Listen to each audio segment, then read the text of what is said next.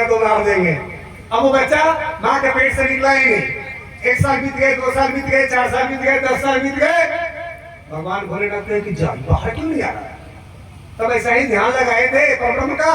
तब तक उनको ध्यान अवस्था में ऐसा आया, संकेत आया कि अरे जिसने मेरी लीला कथा श्रवण कर लिया, ब्रह्म लीला, उसको मारने चले हो, वो आपसे नहीं मरने वाला है, वो आप ही के जैसे समर्थशाली बन गया है।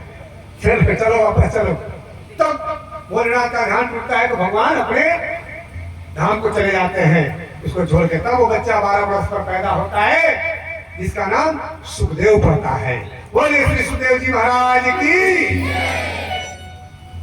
अब सुखदेव जी महाराज का अवतार होता है, तो वही सुखदेव जी महाराज पैदा होते ही चल पड़ते हैं, माँ के पेट से निकले और उसके बाद चल पड़ते हैं आगे। उनको कोई माँ पिता ये सबसे मतलब नहीं है, कुछ नहीं। वो अपने परमात्मा का ध्यान करते आगे बढ़ते हैं। तो वेद व्यास जी पीछे से पुकारते हैं, बेटा बेटा। तो वृक्षों ने जवाब दिया। फिर आगे जाते हैं तो सुखदेव जी महाराज को देख कर कोई स्त्रियां जो स्नान कर रही थी सरोवर आदि में, कोई वजह नहीं रही है। लेकिन वेद व्यास जी महाराज जब जाते हैं उनके सामने तो सब अपने अपने तन ढक लेती है, कपड़ा पहन लेती है। तो वेद व्यास जी महाराज इसका कारण पूछते हैं, भाई मैं तो ब्रह्म ज्ञानी हूँ, मैं तो सच्चिदानंद की लीला का धाम निर्वहन करता हूँ, मैं तो भगवान का अंश हूँ, फिर मुझसे इतना शर्म आया क्यों? और मेरा बेटा अभी देखो ऐसा युवा अवस्था में है, इसको देख के कोई कुछ नहीं समझा सोचा। और फिर इसका कारण क्या है? तब उन स्त्रियों ने उत्तर दिया कि हे वेद व्यास जी महाराज, आपके पुत्र में कोई स्त्री पुरुष नहीं है, आपका पुत्र ब्रह्म भाव को प्राप्त है, ये तो सच्चिदानंद स्वरूप ही है। इसलिए इनसे कैसा शर्म, कैसी हया, क्योंकि इनके अंदर कोई स्त्री पुरुष का भेद है ही नहीं। सारा जगत आत्मा स्वरूप इनको दिखता है। तो जिस मनुष्य के अंदर ये भावना आ गई कि सारा जगत ब्रह्म रूप है, सभी हमारे आत्मा स्वरूप है, तो वह भगवत स्वरूप कहा जाता है। कि जिसकी बुद्धि में समता आ गई, जिसकी बुद्धि में ये पवित्रता आ गई कि सारा जगत ही कृष्ण रूप है, सारे जगत को ही कृष्ण रूप में देखने लगा, वही संत हो गया, वही भक्त हो गया, वही दृष्टि बदली तो सृष्टि बदल गई। यानी दृष्टि बदलनी, अपना भाव बदलना है। जिसको आज तक हम स्त्री के रूप में देख रहे थे, आज से हम उसको भगवान की आत्मा के रूप में देखेंगे। जिसको आज तक हम पुरुष रूप में देख रहे थे, आज से हम भगवान की आत्मा के रूप में देखेंगे। तो स्त्री पुरुष का भेदभाव मिट गया। तो जैसे स्त्री पुरुष का भेदभाव मिटा, वैसे ही विचारों की शुद्धि हो गई, मन निर्मल हो गया, विचार शुद्ध हो गए, पवित्र हो गए। तो इस तरह से सुखदेव जी महाराज की जन्मों की कथा संक्षेप से हमने सुनाया आपको।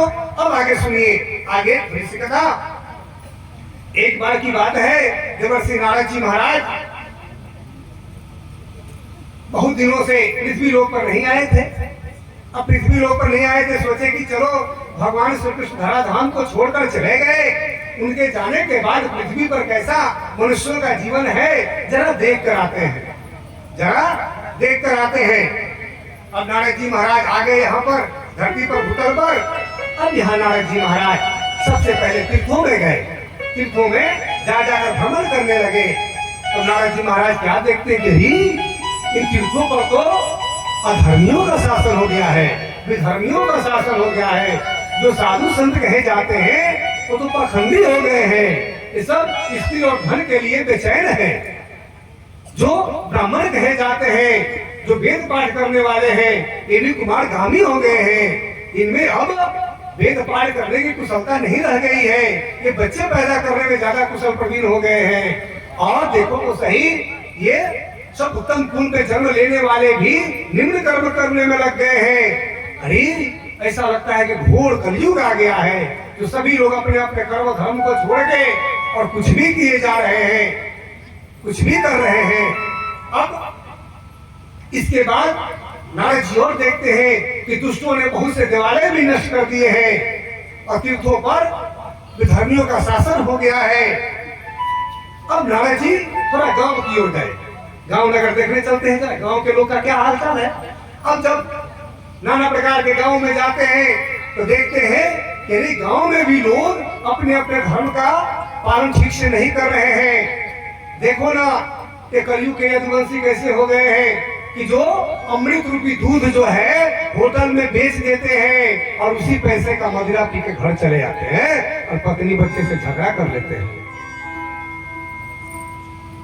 हो रहा है ना जी? अपना उमड़ी दूसरे को लेके आते हैं और दूसरे का जवाब अपने में डाल लेते हैं। हाय रे यदुवंशी। और इनकी भी छोड़िए, जो ब्राह्मण कहे जाते हैं वो पैसे के लिए पूजा कराने लगे हैं कि पूजा करवाएंगे तो पैसा मिलेगा बहुत। धन के लिए, धन के लोभ से घर घर में सत्यनारायण की कथा कहने लगे हैं। नारायण जी कहते हैं कि अब ये लोग धन के लोभ से कथा कहने लगे हैं। जो क्षत्रिय कहे जाते हैं वो प्रजा पालन का कार्य छोड़कर प्रजा का धन लूटने में लग गए हैं। अब कहते हैं कि भाई रे चलो चलो यहाँ से भागो। अब देखते हैं तरह राजे महाराजे कैसे यहाँ राजपाट कर रहे हैं। अब जब राजे महाराजे के यहाँ जाते हैं नारद जी तो देखते हैं कि ये नाम मात्र के क्षत्रिय जो राजा कहे जाते हैं ये तो प्रजा का खून चूस रहे हैं, कर पर कर लगाए जा रहे हैं, जनता टैक्स भरते भरते पीड़ित हो रही है और जनता का इन्हें कोई परवाह नहीं है। जनता से जितना लूट लो इसकी चिंता सताई जा रही है। और हद तो यह हो गई है कि जिसके हाथ में लाठी है उसी की भैंस हो गई है। यहाँ पर राजा चुनने में भी प्रजा का भी दोष हो गया है, क्योंकि प्रजा भी राजा चुनती है कैसे, उसमें गुण दोष नहीं देखती है प्रजा, और क्या देखती है कि ये मेरे में ग्रुप का है, ये मेरे डिपार्टमेंट का है, इसको मुझे चुनना चाहिए, ये मेरे वाला है। ब्राह्मण कहता है कि मैं ब्राह्मण को चुनूंगा, क्षत्रिय कहता है मैं क्षत्रिय को चुनूंगा, वैश्य कहता है कि मैं वैश्य को चुनूंगा, शूद्र कहता है मैं शूद्र को चुनूंगा, और सब अपनी अपनी पार्टी बना के घूम रहे हैं। प्रजा का फिक्र इनमें से किसी को नहीं है कि प्रजा का अच्छा से पालन कैसे हो। फिक्र तो है कुर्सी की और धन की। नारद जी कहते हैं तेरी बाप रे कोई नहीं बचा है। अब नारद जी बहुत दुखी हो गए और दुखी होकर कहे कि चलते हैं अब भगवान के धाम में वृंदावन में, वहां देखते हैं क्या हाल है। क्योंकि अन्य तीर्थों में भ्रमण कर लिए थे और देख लिए थे कि सब जगह विधर्मियों का शासन हो गया है। जो साधु संत कहे जाते हैं ऊपर से तो साधु संतों का ताना बाना पहने हैं, लेकिन भीतर से पूरा पाखंडी हो गए हैं और पाखंड का आश्रय ले रहे हैं। क्योंकि ऊपर से साधु संत का ताना बाना पहन के एक धन और स्त्रियों का भोग करते रहते हैं। हाय रे साधु संत। अब नारद जी वृंदावन आते हैं तो वृंदावन में क्या देखते हैं कि एक जगह वृंदावन में जमुना जी के घाट पर बहुत सी स्त्रियों की भीड़ लगी हुई है और उनके बीच में एक नवयुवती स्त्री उदास मन से खिन्न होकर बैठी है और बार बार विलाप कर रही है। उसके सामने ही दो वृद्ध पुरुष अचेता अवस्था को पड़े हैं। अब नारद जी कुतूहल देखकर उस भीड़ के पास जाते हैं और जाकर देखते हैं और पूछते हैं कि ये भीड़ कैसी है, आप लोग इतनी भीड़ क्यों लगाए, कौन है आप लोग? और हे देवी हे बाले आप कौन हो और ये दोनों कौन है आपके सामने जो अचेत अवस्था को प्राप्त हुए हैं? तब तक भक्ति महारानी देखती है कि नारद जी आ गए हैं।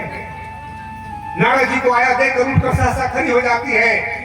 वह स्त्री कोई साधारण स्त्री नहीं है, भगवान की अर्धांगिनी भक्ति महारानी है। ये देखिए, और भक्ति महारानी की दुर्दशा हो गई थी। भक्ति महारानी हाथ जोड़कर कहती है धन्य है आज मेरा अहो भाग्य है कि आज मुझे एक संत का दर्शन हो गया, आज मुझे एक महात्मा का दर्शन हो गया। हे नारद जी महाराज आप तो उतनी देर में किसी के हंस के दरवाजे नहीं ढालते जितनी देर में गाय दुही जाती है। आज अहो भाग्य है मेरा कि आप जैसे संत का दर्शन हो गया, मुझे आपने कृतार्थ कर दिया आज दर्शन देकर। अब मेरा कष्ट भी दूर हो जाएगा ऐसा मुझे लग रहा है, क्योंकि आप जैसा संत बड़े भाग्य से प्राप्त होता है। कहते हैं नारद जी कहते हैं हे देवी आप अपना परिचय दीजिए, आप कौन हैं और इतनी दुखी इतना चिंतातुर कैसे हो गई हैं? तब वो देवी कहती है कि हे महात्मा जी मेरा नाम भक्ति है और ये दोनों अचेत और वृद्धावस्था को प्राप्त हुए, ये दोनों मेरे पुत्र ज्ञान और वैराग्य हैं। मैं द्रविड़ देश में उत्पन्न हुई कर्नाटक में पली बढ़ी, महाराष्ट्र में कहीं कहीं सम्मानित हुई, लेकिन गुजरात में मुझको मल्लेच्छों ने घेर लिया और मैं जीर्ण शीर्ण हो गई और वहीं पर मुझे भी बुढ़ापे और दुख ने घेर लिया। मैं इन अपने दोनों पुत्रों के साथ बहुत दुखी हूँ, लेकिन मैं किसी तरह वहां से चल के यहाँ वृंदावन धाम में जब से आई हूँ, तब से मैं तो तरुणी हो गई, फिर से नववती हो गई, लेकिन मेरे सामने ही ये दोनों मेरे पुत्र वृद्धावस्था को प्राप्त हो गए हैं। ऐसा कैसे हो सकता है कि माता नववती हो और बच्चे बूढ़े हो जाए? देखिए ना, आजकल कलयुग में माता पिता के सामने बच्चे के बाल पक जाते हैं, बच्चे भी बूढ़े हो जाते हैं। ये कलयुग का प्रभाव होना तो ये चाहिए कि माता जिसकी जब तक जीवित है उसके बच्चे बूढ़े ना हो, उनके बाल ना पके और ना थके। लेकिन कलयुग के प्रभाव से प्रत्येक व्यक्ति के अंदर बुराइयों का प्रवेश हो जाने से माता पिता के सामने ही बच्चे बूढ़े हो जाते हैं और मृत्यु को भी प्राप्त हो जाते हैं। अब कहती है भक्ति महारानी कि जब से मैं वृंदावन में आई तब से मैं तो तरुणी अवस्था को प्राप्त हो गई, लेकिन ये मेरे दोनों बच्चों का दुख दूर नहीं हो रहा है। हे महात्मा जी, आप कृपा कीजिए, मेरे दोनों बच्चों का दुख दूर कर दीजिए। नारायण जी कहते हैं कि हे देवी, आप चिंता न करें, एक घोर कलयुग का प्रभाव है।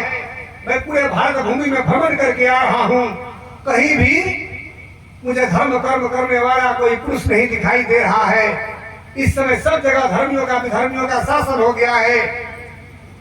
देश में जो राजे महाराजे हैं सब लुटेरे राजे महाराजे कहा रहे हैं। तो जब राजा ही लुटेरा होगा तो प्रजा कैसी होगी? जब राजा ही पापी होगा तो प्रजा कैसी होगी? जो साधु संत है वो भी पाखंडी हो गए हैं, जो ब्राह्मण है वो भी धन के लोभ से कथा सुनाने लगे हैं। इसलिए कथा का सार चला गया है। और रही बात आपके दोनों पुत्र ज्ञान वैराग्य की, तो भले ही आज के समय में किसी के 5 बेटे हो, भले पांचों के पांचों शराबी हो जाए, लेकिन कोई माता पिता ये कोशिश नहीं करता कि हमारा एक बच्चा ज्ञानी बने, एक बच्चा वैराग्य धारण करे। ऐसा कोई प्रयास नहीं करता कि हमारा एक बच्चा गुरुकुल में जाके वेद पाठी बने, धर्म शास्त्रों का अध्ययन करे और ज्ञान को धारण करे। जब कोई ज्ञान को धारण करता है तो माता भक्ति के पुत्र ज्ञान को बल मिलता है, और जब कोई वैराग्य धारण करता है संसार से तब तो वैराग्य को बल मिलता है। तो ना यहाँ कोई अब ज्ञानी है ना कोई वैरागी है, तो वृद्धावस्था तो आ ही जाएगी ज्ञान और वैराग्य को। अब नारद जी कहते हैं कि फिर भी आप चिंता ना करें, मैं इनका उपाय करता हूँ, मैं इनका दुख दूर करूंगा। अब माता के सामने वो दोनों बच्चे एकदम बेसुध अचेत अवस्था को प्राप्त हैं। ऐसा लग रहा है कि कई वर्षों से सोए हुए हैं। तब नारद जी महाराज ने चारों वेदों का पाठ किया उनके सम्मुख, उनके कानों के पास। फिर भी वो आंख उघाड़ कर देख भी नहीं सके, उनकी निद्रा नहीं गई, उनका दुख दूर नहीं हुआ। तब उन्होंने 6 शास्त्रों का पाठ किया, फिर भी कुछ नहीं हुआ। 64 तंत्रों का पाठ किया, फिर भी कुछ नहीं हुआ। 17 पुराणों का पाठ किया, फिर भी कुछ नहीं हुआ। उपनिषदों का पाठ किया, फिर भी कुछ नहीं हुआ। 60 उपनिषद भी थे, 17 पुराण भी थे, सब थे। तब उसके बाद नारद जी महाराज को भी चिंता हो गई। फिर उन्होंने अंत में भागवत गीता जी का पाठ किया। भागवत महापुराण भी नहीं, भागवत गीता जी का पाठ किया। जब गीता का पाठ हुआ तब वो थोड़ा आंख उघाड़ कर देखे, और देखकर फिर आंख मूंद लिए, फिर सो गए। इनकी निद्रा तो फिर लग गई। अब नारद जी को चिंता हो गई कि अब हम क्या करें। भक्ति महारानी भी रोने लगी, हे नारद जी महाराज, आपसे बड़ा समर्थवान कोई संत इस धरती पर अब नहीं मिलने वाला है। आप कोई उपाय करो, मेरे दोनों पुत्रों का दुख दूर करो, मेरा भी दुख दूर करो। नारद जी महाराज ने देखा, क्योंकि भक्ति महारानी और उनके दोनों पुत्रों की सेवा करने के लिए देवलोक से समस्त देवी देवता आ गए थे। देवी देवता आ गए थे, गंगा आदि देवियां भी थी वहां पर, और सब पंखा इत्यादि झड़ रहे थे। फिर भी भक्ति ज्ञान वैराग्य का दुख दूर नहीं हो रहा था। क्यों? क्योंकि लिखा है कि कलयुग में देवताओं के मंत्र शक्तिहीन हो जाएंगे, ऐसा लिखा है।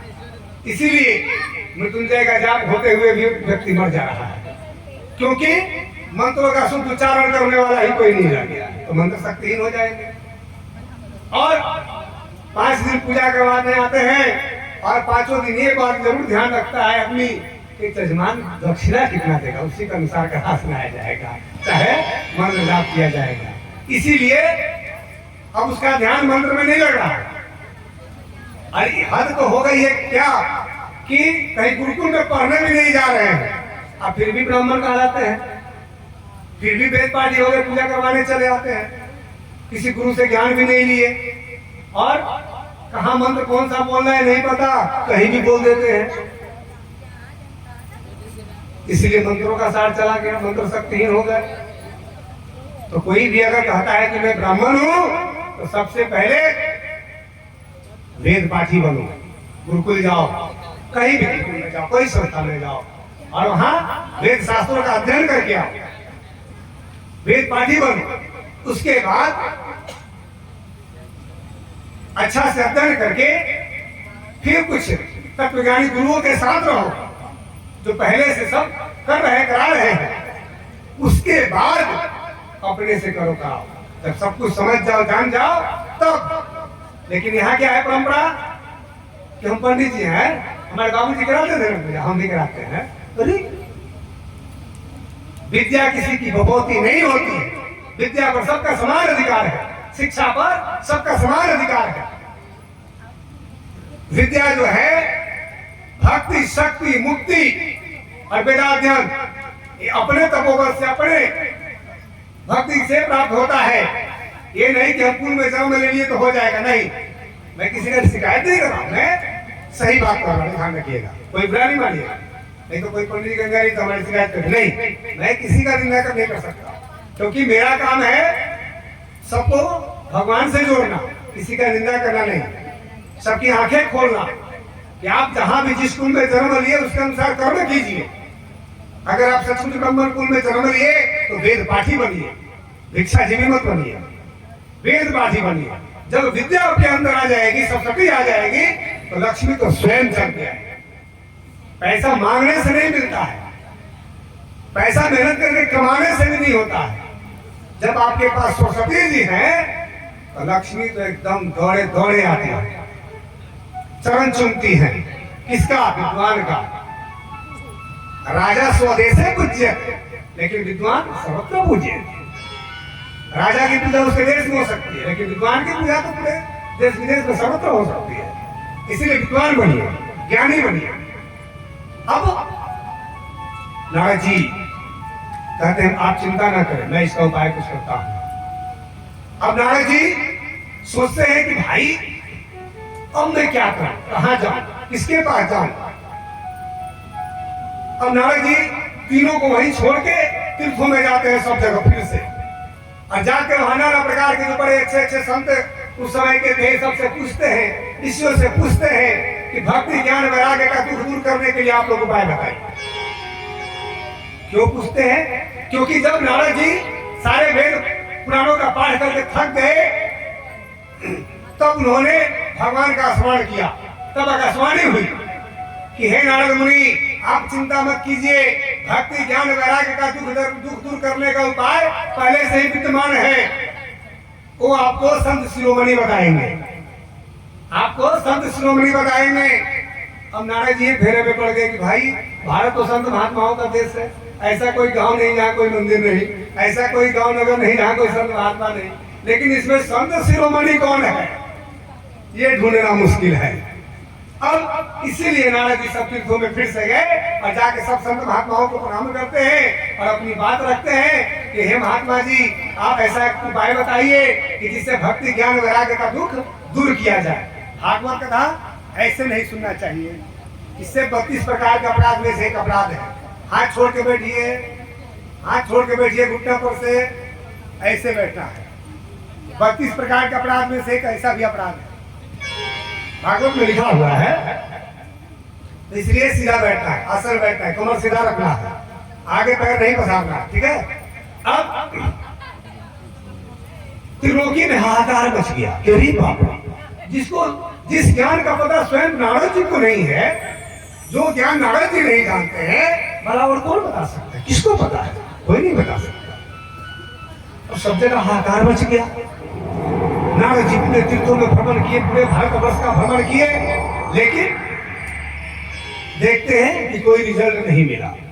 अब नारद जी सुखी नदी में गिरकर दुखी होने वाले के समान एक दिन विशालापुरी में आ गए। तब तक वहीं पर उन्हें संत शिरोमणि का दर्शन हो गया। सनक, सनंदन, सनत कुमार, सनकादिक चारों निर्मल कुमार ऋषियों ने दर्शन दिया। नारद जी से मिले और नारद जी भागते जा रहे हैं। एकदम ऐसा लगा है किसी व्यापारी का धन लुट गया, ऐसे भागे जा रहे हैं अपने धन के लिए जैसा कोई व्यापारी भागता। अब चारों निर्मल ऋषि कुमार पुकारते हैं, जी नारद जी कहाँ भागे जा रहे हो इतनी जल्दी जल्दी? आप तो ऐसे भागे जा रहे हो जैसे कि किसी व्यापारी का धन हो गया हो। उसको प्राप्त करने के लिए व्यापारी जैसे जाता है वैसे आप भागे जा रहे हो। अरे क्या बात है, कभी हमें भी मिल दो। नारद जी देखते हैं कि अरे ये नैष्ठिक ब्रह्मचारी ब्रह्मा जी के मानस पुत्र मेरे बड़े भाई, नारद जी उनके भाई थे क्योंकि ब्रह्मा जी के लड़का नारद जी भी और ब्रह्मा जी के मानस पुत्र ये लोग भी। अब चारों निर्मल ऋषि कुमारों को, बड़े भाइयों को नारद जी साष्टांग प्रणाम करते हैं। साष्टांग प्रणाम। अपने से बड़े गुरुजन जब मिले तो कैसे प्रणाम करना चाहिए? पूरा लौट के धरती पर सब अंग सहित समस्त अंगों से। लेकिन कहेंगे कहाँ तू जाकर हमारे साथ ये खराब हो जाए। पुरुष वर्ग सोचेंगे कि अरे बाप रे इतना महंगा उधर उधर कपड़ा पहन ले तो मोह ले। इसका कारण क्या है? अभी तक उनको गुरु और भगवान में पूर्ण निष्ठा नहीं जगा है, प्रेम नहीं जगा है, भक्ति नहीं जगा है, वो उत्कंठा भी नहीं जगा है, वो भाव नहीं जगा है, वो महिमा नहीं जानते क्योंकि सत्संग नहीं सुने, भक्ति किए नहीं। तो इस कारण से उनको ये मोह हो जाता है। अमेरिका जी से मैंने कहा था कि मैं अपने गुरु जी के यहाँ रोज जाता था मुंबई में 34-35 किलोमीटर दूर, और हम लोग को प्रणाम करने का तरीका भी वही होता। ये नहीं कि गुरु जी प्रणाम, गुरु जी प्रणाम, या ऐसा प्रणाम कैसे हो रहे घुटना के ऊपर, पता नहीं कौन प्रणाम है। ऐसे प्रणाम कैसे करते हैं? हाथ इधर है, मुंह उधर है, ये कौन प्रणाम है जी? ऐसे करते हैं, ये कौन प्रणाम है? प्रणाम तो दोनों हाथ जोड़ के होता है जी। दोनों हाथ जोड़ के अगर पैर छूने में समर्थ है तो सिर झुकाकर प्रणाम बोलिए ना, प्रणाम, प्रणाम गुरु जी। कोई भी या प्रणाम पिताजी, प्रणाम माता जी। असमर्थवान है तो पैर छू के कीजिए, उससे ज्यादा समर्थवान है तो सब अंग सहित लौट के कीजिए। मैंने भाव उत्पन्न होना चाहिए प्रणाम में भी। तो अब इधर नारद जी अपना दुख बताते हैं कि भाई मैं भाग नहीं रहा हूं, मेरे साथ ऐसी ऐसी समस्या आ गई है कि भगवान के अर्धांगिनी भक्ति महारानी और उनके दोनों पुत्रों को बड़ा कष्ट हो गया है। सारी वृतांत सुना देते हैं नारद जी और कहते हैं कि आकाशवाणी ने कहा है कि वो संत शिरोमणि बताएंगे। मैं पूरा भारत घूम गया, अभी तक हमको संत शिरोमणि नहीं मिले। और संत शिरोमणि से बात हो रही है लेकिन उनको नहीं पता है वो संत शिरोमणि यही है। अब नारद जी कहते हैं कि आप लोग मिले हो, आप ही बताइए तुम तीनों का दुखड़ा कैसे दूर होगा। तब वो चारों निर्मल ऋषि कुमार कहते हैं कि हे नारद जी, सनत कुमार जी कहते हैं, संकादिक मुनियों ने कहा कि हे नारद जी, उनका उपाय पहले ही से विद्यमान है और वह है श्रीमद् भागवत की कथा। श्रीमद् भागवत की कथा जो वेद व्यास जी महाराज ने 18,000 श्लोकों में वर्णित किया है, वह है भागवत की कथा। आप भागवत की कथा करवाइए।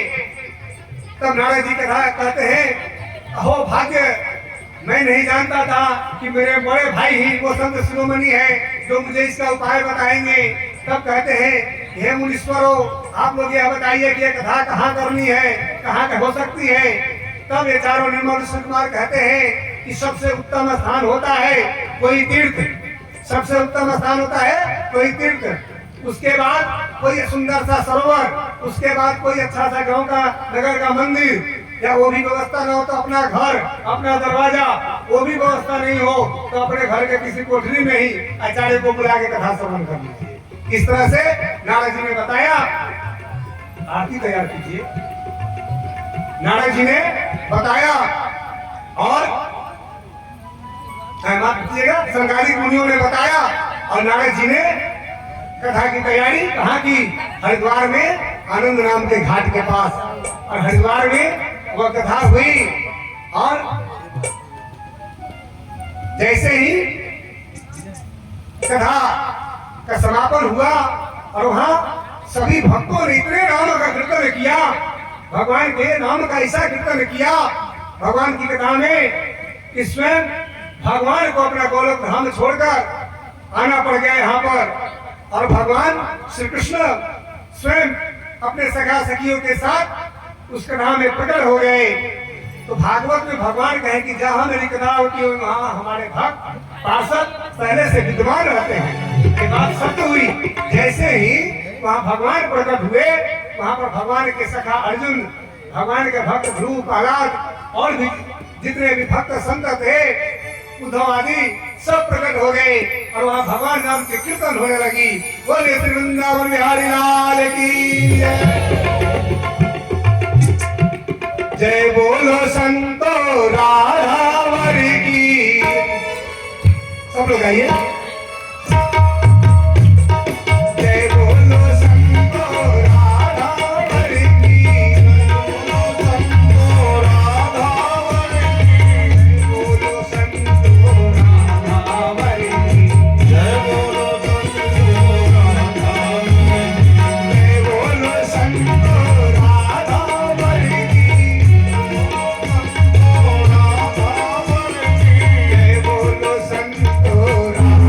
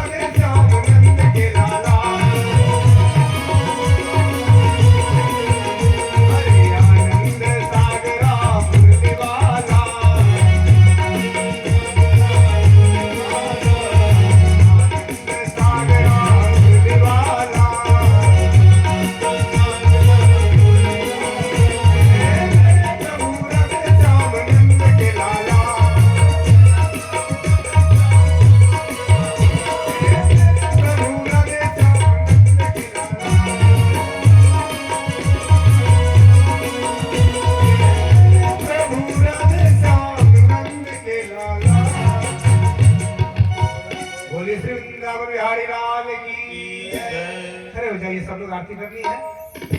आरती के पहले पूर्ण ब्रह्म होगा।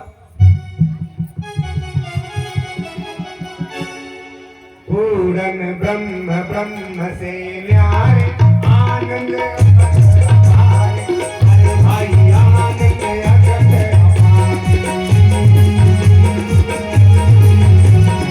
अरे भाई आनंद अखंड अपार। शिव संग आदि के से संग पावन हारे।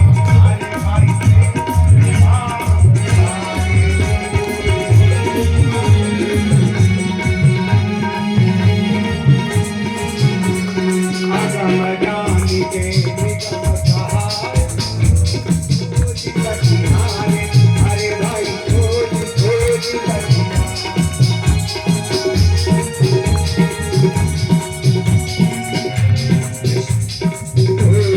ब्रह्म ब्रह्म से न्यारे आनंद अखंड अपार। अरे भाई आनंद अखंड अपार।